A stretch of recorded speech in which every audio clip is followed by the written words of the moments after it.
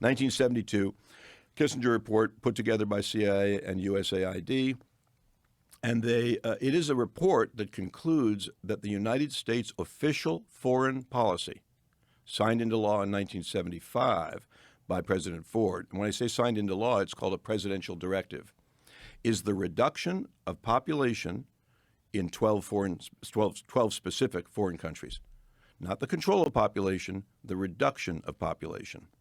And so it explains the ways we're going to do this is through medicalizing birth control, never was before, and to go around and talk to villages everywhere and say, you want a reproductive health freedom, don't you? You know what most women want on the planet Earth? Babies.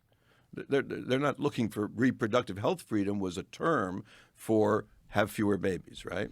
There is a very potent move in official U.S. foreign policy to reduce population in other countries. Now, why? Philippines or Indonesia. Why? They state it directly in the Kissinger report because it's classified.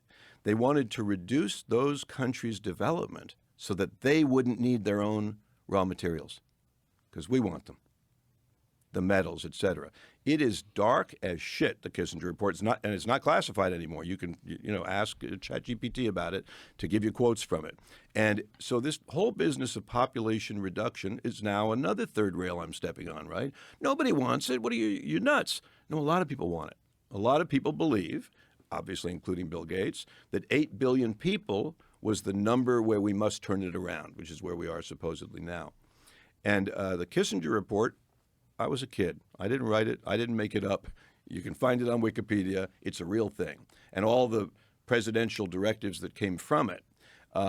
Would these countries like the idea that we show up and we say, hey, we've got a new tetanus vaccine for you, but it happens to also have in it, secretly, something that will reduce fertility in your women, as we did in India, as we did in Peru. In both India and Peru, we also did forced sterilization surgeries. U.S. paid for them. True story. Where they were talking about women in Africa, where they were unknowingly given this vaccine against that's it was correct. Diphtheria, tetanus. Well, but yeah, they were calling them wellness drugs. And but they had HCG in That's it. correct. And that HCG, and they were more administered to women than they were to men. Oh, of course. And there were 5. They would administer 5 of the injections. The narrative was that women were more vulnerable.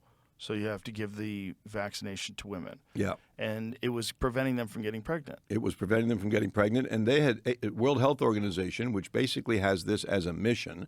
Man, I wish they would sue me for saying this, but they have this as a mission, which is population reduction.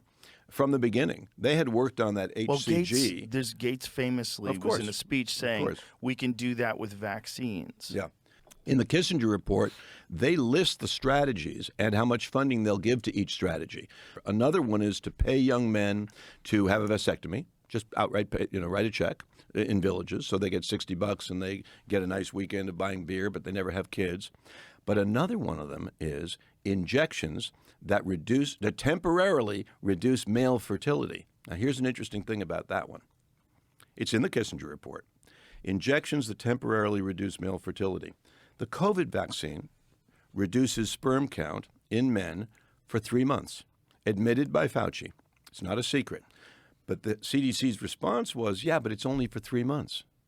But they were asking us to take one every fucking 3 months. Well, also the miscarriages. Miscarriages and stillbirths.